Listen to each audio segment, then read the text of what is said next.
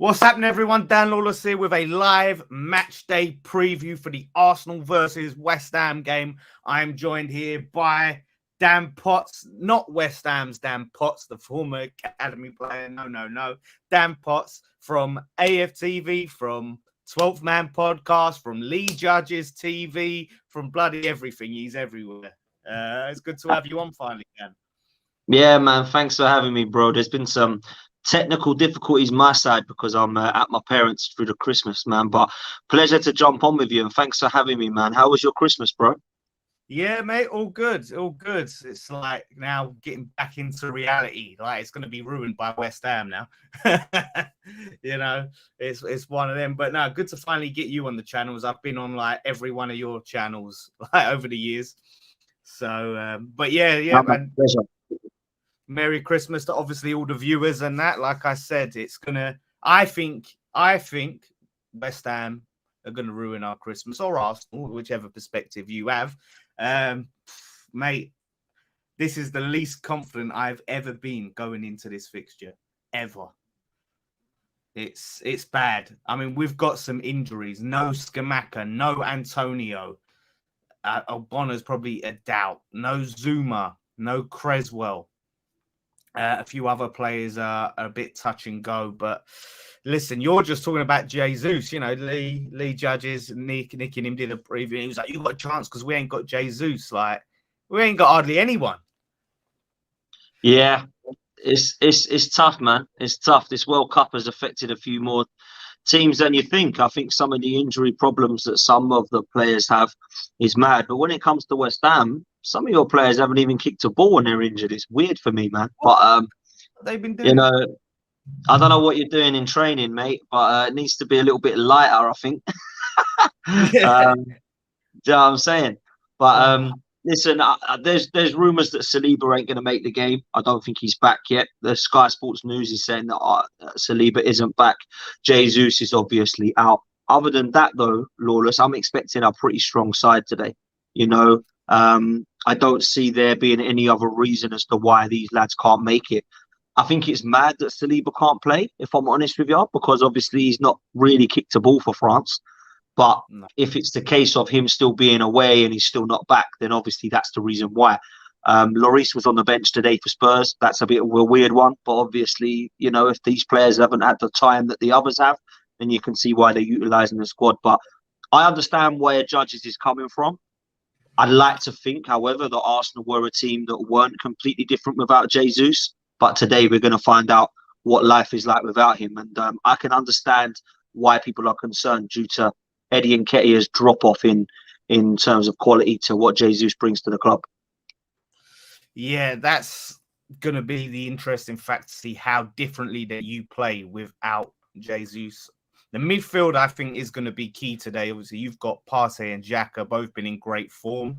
We've potentially got Rice, who we don't know how he's feeling after the World Cup. And probably Souček, which Callum here asked about. We believe that we have a chance that we must not start Souček. Listen, there's been ample opportunity not to start Souček, and he starts him every time. So I'm not expecting any difference. So this midfield battle, I think, could be, you know, not in our favour, you know, and that's a key area. Yeah, mate. Listen, midfield's always, people make me laugh when they say this is going to be won and lost in midfield. I think most games are, to be fair. If you can get your midfield bang on, you've got an unbelievable opportunity of always creating and also getting the balance right to try to prevent there being any unleashed strikers. But I must admit, mate, I look at our midfield and think when it ticks and when those three play, most of the time we win or at least don't lose. And Thomas Partey is key, mate. I mean, when he gets injured, we look a completely different side. Granit Xhaka, we all know how good he's been this season consistently for the first time in 6-7 years.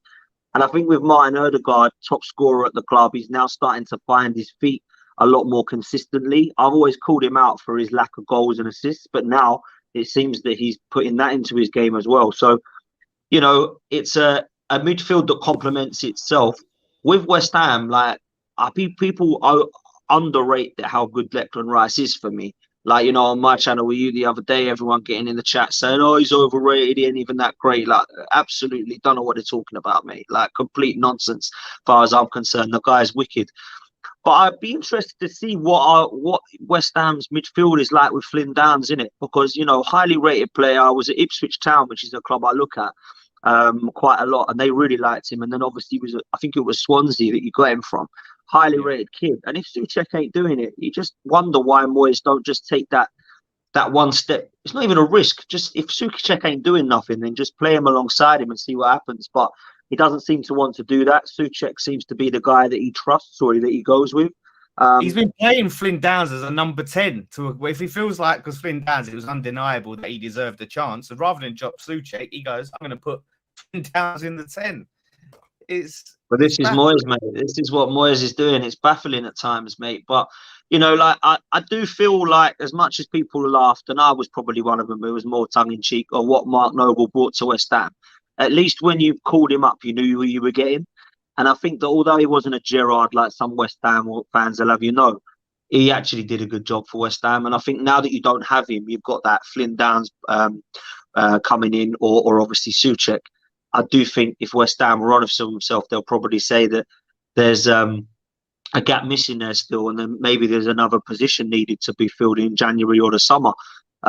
The other player that could do a job there, if I'm honest with you, I know he's not really known for his playing as deep there, but Lucas Paqueta, I think, could be more of a deep line 8 as opposed to a number 10. So I think if you was to play him there, it could be an option. But I think either way, you're looking at that Arsenal midfield, and if you're trying to compete with it, it's going to be difficult, because at the moment, those three, Partey, Xhaka and Odegaard, are absolutely flying, man. They've been brilliant this season. Yeah, that's it. Like we are going to need our best to go against that midfield three. We've probably got Bowen up top, I reckon, and this guy.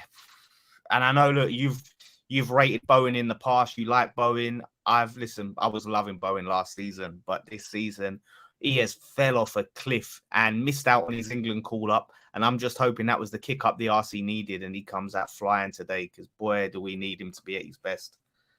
Honestly. Yeah, I really like this player, man. I can't lie. I really like him. I like his work rate. I love how he just doesn't have any form of stop button. I think his work rate has been superb. The tenacity is great. And I love the fact that he could be relied upon. But I looked at the Jarrod Bowen from last season and this season. It don't look right. Something's off. I don't know if it's because the team are all a little bit like that at the moment, whether Moyes has just not managed to get the best out of him with the players around him. Maybe this is what he needs, man. A little bit of pressure on him. Say, you're the main man today. Don't let us down. And we've put faith in you. We believe in you, and go for it. This is an opportunity, depending on who we play at centre back. It's an opportunity for him to have a little bit of a go at that Arsenal back line. You know, if Saliba's out, it's either going to be Rob Holding that plays there, or it's going to be Ben White that plays there, that hasn't played there for a while. So if Saliba's out, then Jarrod Bowen might be able to get in behind a couple of our defence with his runs, because that's what he does. He does well. So it's going to be interesting. Ramsdale problems last time, didn't he? And Ramsdale coming out like an oaf. Yeah. Oh yeah, I remember that. Yeah, I was there for that. The dive. Yeah, where he had to basically jump out of the way to stop his legs getting snapped. Yeah, that wasn't a good Ramsdale moment, if I'm honest with you. I can't believe that we actually got away with that one. Like, I like Ramsdale, you know I do. I know there's you and a few others that have doubts on him and think that he's a little bit of a head case, but I couldn't stick up for him at that moment, man. I don't know where he was going. I was actually at that game, and I felt that it was quite a good game. I think it was 2-1, wasn't it? I think it was 2-1. Bowen scored and caused problems. And it was basically down to our defenders and set pieces that won us the game. I think it was Gabriel and Holding that both scored from 2 headers. So yeah, we need to be watching him today. You know, I like him. I'm a big fan of Jarrod Bowen, and I felt as if he deserved to get an England call up. Not for the World Cup just gone, but when he did get a call up, I thought, yeah, fair play, well deserved, and he just hasn't really deserved to be a part of this squad because his form has been off, mate. But it doesn't mean that he's going to be shocking for the rest of the season, man. He'll pick it back up. He's got quality. Yeah. Fingers crossed, mate. Honestly, it's the big player for me that I'm looking for West Ham today is Ben Rama. The guy's been our best player. Moyes don't seem to fancy him for some reason. You know, he's had to fight tooth and nail to get his place in this team, and it looks like pre-season he sort of just picked up where he left off. So that is the spark for me. That is the guy that I'm looking at to create some magic, cause you problems at your right back. It'll be Ben White at right back, right?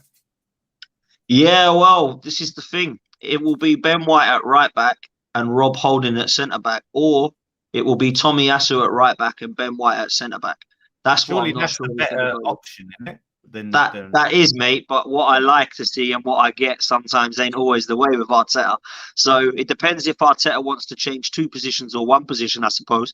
If he wants to change one position, it will just literally be Rob Holding will come in for Saliba. If he wants to play two, which I prefer him to do, then Tommy Yasu will come at right back and Ben White will be the centre back, which people forget was our back four the whole of most of last season when everyone was fit. So I reckon he'll go back to the reverting into that option, if I'm honest with you.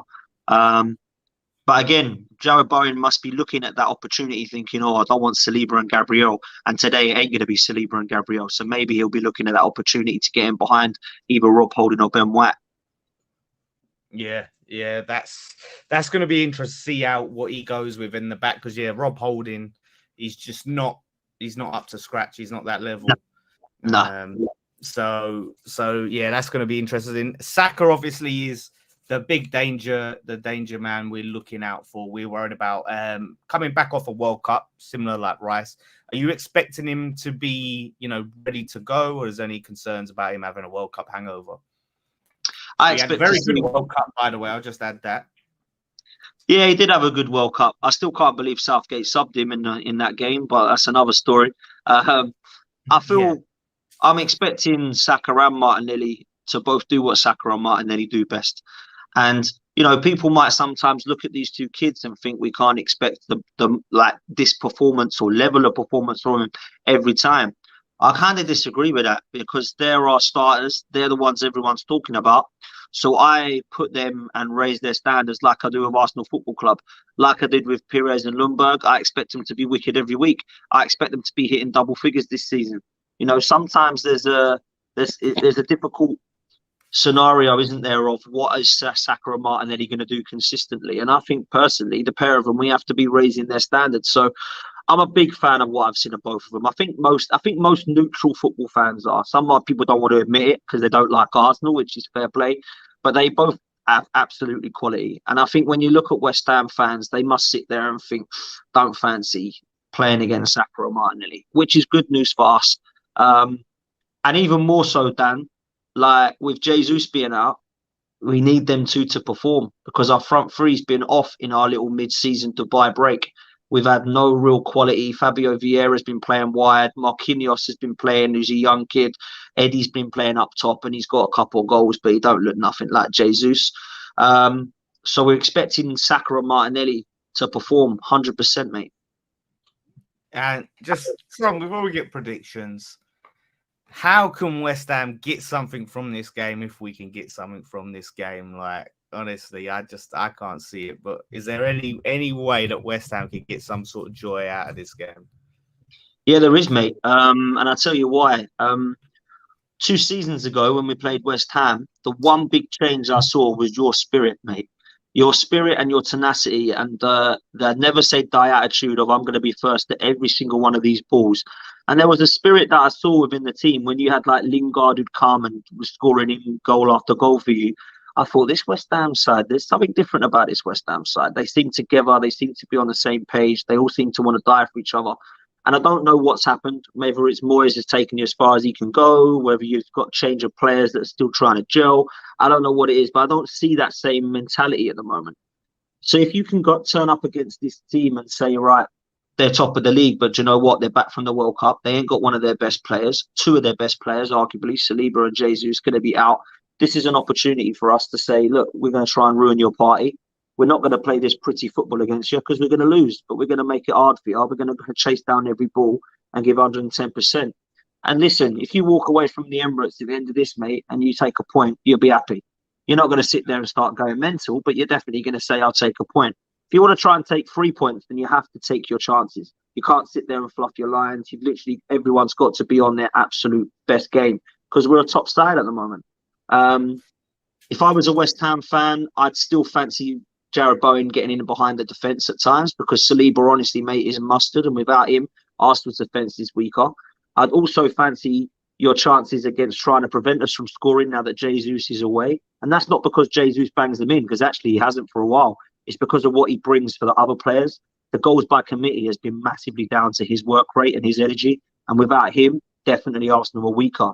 So can West Ham take 3 points? Of course you can. One, it's a game of football. And two, if you go in there with the right attitude and understanding of knowing that you can win, then you have more chance of winning. If you go in there with the attitude you've had, I'm no nervous, I don't think we're going to win this, I think we're going to be 2 or 3-0, like I'm done already, then yeah, I don't think West Ham will. But I think you've got an opportunity to actually look at Arsenal and say, right, let's see what they're like without Jesus. Let's see what they're like without Saliba at the back. They've got a spine there, which is very good. But apart from Partey, the other half of it's out. So let's see what Arsenal turns up. And I think that anything can happen on the first game back. And there will be some shocks, Lawless, whether it's Liverpool lose to Villa, whether it's Arsenal that lose to West Ham, or whether it's Leeds that beat Man City. There will be a couple of shocks in these Boxing Day fixtures for me, 100%, mate. So for my sake, I hope it ain't this one. For your sake, you'll hope that it is, mate. Well, some early good news for you, Potts. Breaking news: your second team, Newcastle's just gone 1-0 up. You know, so you and Pete will be buzzing on the show this week. Well, listen, I'm a fan of what I'm seeing, but I don't want to be a fan too much, mate, because they're catching everybody up, mate. They're looking like they're going to be in the race for top 4. I think they're a good side, man, and you know, I think it will be an interesting situation. But listen, you said you're going to finish above them and United, so West Ham got to win today and start playing catch up soon, bro. The season starts today. Let's have it, mate. Right? Let's have it. Okay, so I hope you're right. Like I just haven't seen that intensity, that tenacity, and that passion and the pressing. We're way behind everyone else when it comes to press numbers. So Moyes has to have done something over these 6 weeks to change things, to G up the players, to come out with a plan. He's had his time. He knows the team we're facing. Moyes, this is your moment, mate. This is your moment. Let me push you then for a score prediction before we go, mate. I know you got to get down. You're heading down to the Emirates today to hopefully see your team get battered, but unlikely. So, but mate, I've said all along. Me and Lee Judges have both said the same thing. We both think it'll be 2-0 Arsenal. So I'm going to stick with that, even though there's news now that Saliba might be in. I still have faith the way that West Ham are playing. That it might just be too much, the players that are missing for West Ham, and obviously how well that we are playing. I'm expecting Saka and Martinelli to turn up, and I think our midfield will be too much for you. So I'm going to go 2-0. Things can change in football, man. You know, I never, ever feel confident with this fixture, and people think I'm crazy when I say that because they look back at the results and go, why are you worried? Like, you always beat them, don't worry. But I'm not like that in these fixtures. These comeback, you don't quite know how the team's going to be after the World Cup. You also don't know what we're going to be like without Jesus and Saliba. But I'm still fairly confident that we have enough quality to shine through. And I think that West Ham are on a bit of a downer at the moment. So hopefully we can get at them while they're down there. And I'm going to go 2-0 Arsenal, Lawless. Yeah, I have to agree. Part of me, I don't know if it's going to be 3-0, 2-0, maybe 2-0. Obviously, you got Eddie, like not Jesus, so probably 2-0 Arsenal sounds realistic. I just can't be positive. I can't force it. I just can't force it. I'm sorry. I want to be match day positive. Here we go, but no. And it's up to West Ham to prove me wrong. So we'll see. But yeah, listen, I hope you have a shit game, but I hope you have a good match day. Nice beer at the pub, a few drinks, bit of food, you know, see some pals and that. Shit game, and then afterwards you have a nice journey home, you know, and you can look to the next game. That's my hope for your day. Mate, that's kind for you, mate. So I'll take that, man. But I hope that you can drown your sorrows for Boxing Day and it's like a 4-5-0 pummeling. And that I just enjoy the show with you in the week, mate, on my channel, and we can go from there, bro. But let's hope that's what it is, man. But I expect it to be a good game, and let's see, man. Yes, yeah, that's for sure. I'll be on the watch along later. So everyone, if you want to come and join me, Jason, Damo on the watch along, we may be drowning our sorrows together on the watch along. But no, thanks so much for coming on, mate. And everyone, if you want to see me and Potts, more of us, I am on Dan's channel, 12th Man Podcast, every week. I think Wednesdays mostly in it. We'll try and aim every Wednesday, right? Yeah, every Wednesday. all the clubs. We're in the race for Europe still. As long as West Ham are in Europe, we're in the race, right? Because we're in the Europa Conference League. If we win that, we get Europa League. So we're in it. So it's me, Potts, we got Tobes, the Tottenham fan, we got Lewis, the Chelsea fan, we got Dan, there's 3 Dans, I'm a Man United fan, and Pete, the Newcastle fan, has been promoted. And we sometimes do get Liverpool on as well with it. So yeah, it's a great show. We're also on London Cubs Carnage together, which you can check on Matisse's channel. Look out for all that. We have a good laugh. We have some good banter. So yeah, but no, it's good to finally get you on, mate. And we'll see come Wednesday, come this week on your channel if I'm coming with my chest out or in. So anywhere else? Yeah, go on, mate. I said, I hope it's in, man. But I appreciate that, bro. And I appreciate the plug as well. It's always a pleasure having you on and the lads on. It's great banter, great chemistry.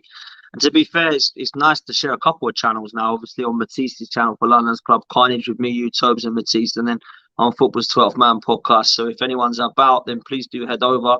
I'm on my way to 7K people. So if you can help me, that would be amazing. You'll see Lawless face on there all the time. So come and support the family and community. And I appreciate that, guys. And thanks for having me on, bro. Yeah, no problem, mate. Hope to see you raging on AFTV afterwards with your fan cam. That's what I hope. Get the Arteta out. Movement back. We need it. Let's see, man. We'll see. So don't forget, Nikki's going up there with the fan cams. Watch them and join us 7:30 p.m. live for the watch along. Thank you very much. One thing left to say. Come on, you Irons. Not up the Arsenal.